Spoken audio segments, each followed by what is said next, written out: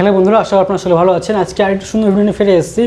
আজকে যে ভিডিওতে আমরা রিয়াকশন দেবো সেটা একটা নিউজ রিপোর্ট, এবং যে নিউজ রিপোর্টের যে টাইটেলটি হচ্ছে সেটি হচ্ছে যে आने वाला ज़माना, হিন্দিতে আছে হিন্দি, সো আমি পড়ে শোনাচ্ছি আপনাদেরকে। आने वाला ज़माना मेड इन चाइना नहीं बल्कि मेड इन বাংলাদেশ का होगा। সো এটাই হচ্ছে ডিজিটাল প্রাইম টাইমের। আমরা ভিডিওটি দেখে নিই, তারপরে বিষয়ে কথা বলবো।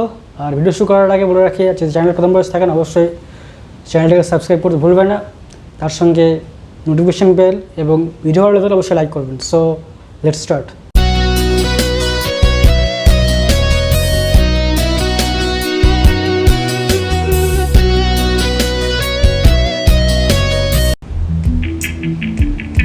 अगर आपसे कोई कहे दुनिया में सबसे ज्यादा मैन्युफैक्चरिंग कहाँ होती है, आपका जवाब होगा चीन में। और ये बात सही भी है। दुनिया में सबसे ज्यादा सामान जो इस्तेमाल होते हैं वो मेड इन चाइना होते हैं। लेकिन मैं आपको ये बता रहा हूं कि आने वाले समय में शायद मेड इन चाइना की जगह मेड इन बांग्लादेश ले लेगा। हैरान मत होइए, मैं सही बात कह रहा हूं। चीन की कंपनियां बड़े पैमाने पर खुद बांग्लादेश जा रही हैं, चीन से अपना कारोबार समेट रही हैं और बांग्लादेश में जाकर के अपने कारोबार को शुरू कर रही है। इसका कारण भी है। कारण यह है कि चीन में अब पूरी की पूरी जो प्रोडक्शन कास्ट है बहुत महंगी हो गई है। वहां पे मटेरियल महंगा मिल रहा है, वहां पे मजदूरी महंगी हो गई है। हालत यह है कि चीन की वो फैक्ट्रियां जो पहले अपने कारीगर को 2000 युआन महीने के चीन में दिया करती थी, वो केवल 250 युआन बांग्लादेश में देकर काम चला रही हैं। अब देखिए कितना अंतर है। कहाँ वो 2000 युआन एक अपने श्रमिक को महीने भर की सैलरी देती थी, कहाँ बांग्लादेश में वो केवल 250 युआन दे रही हैं। तो हर महीने उनकी 10% की बचत हो रही है। और ये सारी चीजें जब चाइना के जो उद्योगपति हैं उनको समझ में आ रही है, तो बहुत तेजी के साथ वो बांग्लादेश में भाग रहे हैं। हालत ये थी कि मुश्किल से 20 साल पहले 22 साल पहले चाइनीज कंपनियां बांग्लादेश जाना पसंद भी नहीं करती थी। लेकिन अब बड़े पैमाने पे खबरें आ रही हैं कि हांगकांग में चीनी जो मैन्युफैक्चरर्स हैं, चाइना में जो चाइनीज मैन्युफैक्चरर्स हैं, वो वहां पे अपना काम बंद कर रहे हैं, बांग्लादेश में जाकर के अपना काम शुरू कर रहे हैं। और ये वाकई मतलब अगर एशियन कंट्री के हिसाब से देखें, बांग्लादेश के हिसाब से देखें, तो बांग्लादेश के लिए तो ये बहुत अच्छी खबर है कि बांग्लादेश पहले ही दुनिया भर में गारमेंट मैन्युफैक्चरर के तौर पे अपना डंका बजा चुका है। दुनिया भर के सारे बड़े ब्रांड इस समय बांग्लादेश में बनते हैं और विदेशी ब्रांड की कंपनियां उनसे टाई अप करके वहां पे वो सारी चीजें बनवाती हैं। तो अब जो गारमेंट उद्योग बांग्लादेश में फल फूल रहा था और जिस तरह से फल फूल रहा था, वैसी ही स्थिति दूसरे उद्योगों में या दूसरे सामानों के बनने में भी होने वाली है। जैसे चाइनीज कंपनी जो बड़े पैमाने पे विग बनाती थी वो बांग्लादेश जा रही हैं, जो चश्मे बनाती थी वो बांग्लादेश जा रही हैं। यहां तक कि कुछ ऐसी कंपनियां भी जो और दूसरे मैन्युफैक्चरिंग में थी, इलेक्ट्रिक मैन्युफैक्चरिंग में थी, कंप्यूटर मैन्युफैक्चरिंग में थी, वो सारी की सारी बड़े पैमाने पर बांग्लादेश जाने की योजना भी बना रही हैं। तो कुछ कंपनियां जा रही हैं, कुछ कंपनियां जा चुकी हैं, कुछ कंपनियां जाने की योजना बना रही हैं। तो अगले 10 या 20 साल में बांग्लादेश की तस्वीर बहुत बदली हुई होगी। एशिया ही नहीं, हो सकता है कि विश्व में मेड इन चाइना की जो जगह आज है वो 1 डेकेड या 2 डेकेड में बांग्लादेश की हो जाए। हम जो इस सामान इस्तेमाल करें वो मेड इन चाइना की जगह मेड इन बांग्लादेश है। और ये बात सही है कि आदमी को जहां सस्ता श्रम मिलेगा, सस्ता लेबर मिलेगा, सस्ता इंफ्रास्ट्रक्चर मिलेगा, वो वहीं जाएगा। और बांग्लादेश की सरकार इस समय बड़े पैमाने पर बाहर से जो भी उद्योगपति आ रहे हैं या बाहर से जो भी इन्वेस्टमेंट हो रहा है, उनको बहुत आसान तरीके से इंफ्रास्ट्रक्चर दे रही है, लेबर मुहैया करवा रही है, और जो भी हर्डल्स हैं वो सब क्लियर कर रही है। और वहां जाने वाले उद्योगपति ये भी कहते हैं कि बांग्लादेश ऐसा देश है जो किसी भी एशियाई देश की तुलना में सबसे कम करप्ट है।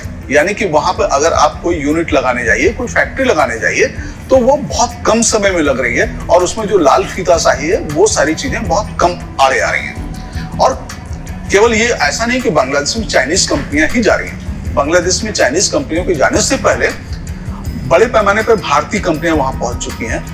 उनके वहां पे बहुत ढेर सारे निवेश हैं और ढेर सारे यूनिट्स हैं।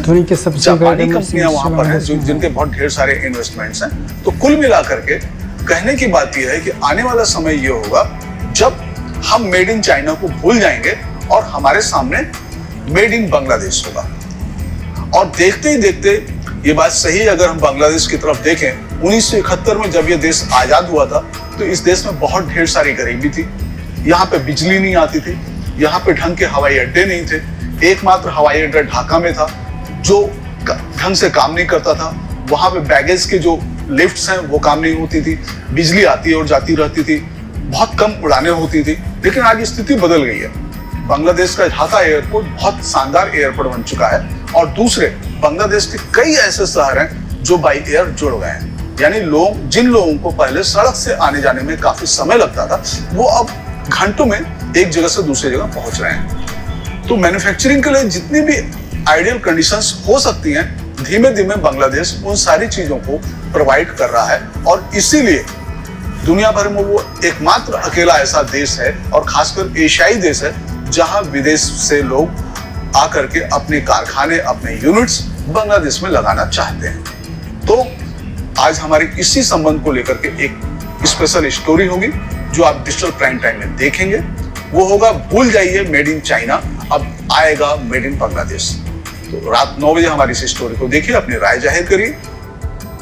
বন্ধুরা ভিডিওটি দেখলাম এবং ভিডিওর বিষয়ে কথা বলতে গেলে যে ভিডিওটির যিনি অ্যাঙ্কার ছিলেন নিউজ 18-এর, সো তিনি যেভাবে বলছিলেন যে ভবিষ্যতের ম্যানুফ্যাকচারিংয়ের বা ম্যানুফ্যাকচারিং হাব সেটি চায়না থেকে বাংলাদেশের দিকে শিফট হওয়ার চেষ্টা হবে বা শিফট করবে এবং যে প্রোডাক্টগুলো আমরা পাবো সেখানে মেড ইন চায়না লেখা থাকবে না, সেই জায়গায় মেড ইন বাংলাদেশ লেখা থাকবে। সো আশা করি ভিডিওটি হয়তো 1 বছর বা 1.5 বছর আগেকার, হয়তো আমি দেখিনি যদি কবেকার ভিডিও। সো ভিডিওর বিষয়ে কথা বলতে গেলে বা এই বিষয়ে কথা বলতে গেলে যে এখন যে জিওপলিটিক্যাল যে ইস্যু চলছে, যে ট্রেড ওয়ার, সো এইসব বিষয়ে মানে দেখতে গেলে এখন বর্তমান সময়ে অবশ্য চায়না থেকে যে বড় বড় কোম্পানি তাদের হাব যেগুলো ছিল, ইউনিট মানে ম্যানুফ্যাকচারিং ইউনিট যেগুলো ছিল, তো সেগুলোকে তারা শিফট করার চেষ্টা করছে বা চায়নার বাইরে নিয়ে যাওয়ার চেষ্টা করছে। এবং প্রথমত হচ্ছে যেখানে স্কিল্ড লেবার তার সঙ্গে চিপ লেবার, এই দুটো মানে কম খরচ এবং তার সঙ্গে যা স্কিল আছে তাদের মধ্যে কাজ করার ক্ষমতা আছে সেই লেভেলের, সেই মানের বলা ঠিক হবে। সো সেইখানেই কোম্পানিগুলো অ্যাট্রাক্ট হওয়ার বেশি হবে। এবং এই দুটি বিষয় ছাড়া একটা আর্জেন্ট সিচুয়েশন, এখন যে বর্তমান সময়ে যে করোনা ভাইরাসের জন্য চারিদিকে জিওপলিটিক্যাল সমীকরণের যে প্রবলেম হচ্ছে, সো সেগুলোকে একটু ধ্যান রাখলে বা মাথায় রাখলে দেখা যাবে যেসব কোম্পানি তাদের ইউনিট চায়না থেকে শিফট করছে, মানে সেইখানে তারা শিফট হচ্ছে যেখানে তাদের প্ল্যান্ট খুব অল্প সময়ের মধ্যে তারা সেখানে তৈরি করে ফেলছে। সো সেই বিষয়ে বলতে গেলে অবশ্যই ভারতের থেকে বেশি অ্যাট্রাকটিভ এখন বর্তমান দেখা যাচ্ছে ভিয়েতনাম। এবং ভিয়েতনামের ছাড়া যেগুলো আলাদা গার্মেন্টসের যেগুলো মানে বিশেষ করে চায়নার যে গার্মেন্টসের যে ম্যানুফ্যাকচারিং হাবগুলো ছিল বা ম্যানুফ্যাকচারিং ইউনিটগুলো ছিল সেগুলোই এখন বর্তমানে বাংলাদেশে শিফট হওয়ার চেষ্টা হচ্ছে। এবং এছাড়া কিছু আলাদা প্রোডাক্টস বলতে গেলে মোবাইল টোবাইল বা ইলেকট্রনিক্স কিছু, সেগুলো ইন্ডিয়াতেও আসছে, কিন্তু বেশিরভাগটা দেখা যাচ্ছে যে সাউথ ইস্ট এশিয়া মানে হচ্ছে আসিয়ান কান্ট্রির যে আপনার ভিয়েতনাম, সো সেইখানে যাচ্ছে। কারণ ওখানে অবশ্যই সব কিছুই সহজে এবং খুব অল্প সময়ের মধ্যে সব কিছু হয়ে যাচ্ছে। সো এইগুলো মানে কী বলবো, এগুলো হচ্ছে বেশি মেন ইম্প্যাক্ট করে একটা কোম্পানি। তাদের মেন উদ্দেশ্য হচ্ছে কীভাবে তারা কম খরচে ঠিক প্রোডাক্ট পাবে, তার সঙ্গে যে মানে একটা কোম্পানি তাদের যে ইনফ্রাস্ট্রাকচার তারা মানে যেটা ইউনিট ম্যানুফ্যাকচারিং ইউনিট তারা খুব অল্প সময়ে কোথায় তারা তৈরি করতে পারবে এবং তার ফলে যে ওয়েস্ট অফ টাইম, মানে টাইম যেন ওয়েস্ট না হয়। কারণ একটা জায়গায় যাদের পারমানেন্ট বেস ছিল সেখান থেকে শিফট হচ্ছে অন্য জায়গায় এবং সেখানে তাদের অবশ্যই একটু টাইমের গ্যাপ হবে এবং যে এক্সপোর্টের সেখানেও তারা একটু মানে লেট হবে। সো এইগুলো মাথায় রেখে যে কোম্পানির মেন উদ্দেশ্য হচ্ছে শর্ট পিরিয়ডে কীভাবে তারা আবার তাদের যে কাজ কন্টিনিউ করবে সেইগুলোই মাথায় রাখা হয়। আর এই বিষয়ে মানে সত্যি কথা ভিয়েতনাম অনেক আগেই চলেছে। কারণ ভারতের থেকে দেখা যাচ্ছে যেগুলো যেসব কোম্পানিগুলো বাংলাদেশ অথবা ভারতে আসার কথা ছিল সেগুলো দেখা যাচ্ছে এখন ভিয়েতনামে শিফট হচ্ছে। সো এগুলো একটা বড় মেজর ফ্যাক্টর। এর ফলে মানে দেখা যাচ্ছে যে যেসব মানে ভারত এবং বাংলাদেশের যে লাভ হওয়ার কথা ছিল, যেগুলো সমীকরণ করা হয়েছিল যে বেশিরভাগ কোম্পানি ভারত এবং বাংলাদেশে আসবে এবং যার ফলে এখানে অনেক জব ক্রিয়েট হবে, সো সেইগুলো দেখা যাচ্ছে অনেক একটু উল্টোপাল্টা হয়ে গেছে ভিয়েতনামের কারণে। সো এইগুলো ছাড়া আর আশা করি যেগুলো গার্মেন্টস অবশ্যই বাংলাদেশে আছে, এবং তার সঙ্গে ভারতে যে ইলেকট্রনিক্সের কিছু চলছে মোবাইল টোবাইলের, আশা করি অ্যাপেল ট্যাপেল শুরু করেছে তার লেটেস্ট যে প্রোডাক্ট সেইগুলি। সো এছাড়া সেরকম কিছু বলার নেই, ভালো লেগেছে, আশা আপনার ভালো থাকবে। আর অবশ্যই যেটি ভিডিও আপনার ভালো থাকে তাহলে অবশ্যই লাইক করবেন, শেয়ার করবেন আর কমেন্ট করবেন অবশ্যই। চ্যানেলটা তো অবশ্যই লাইক করবেন। সো এখানেই গুড বাই।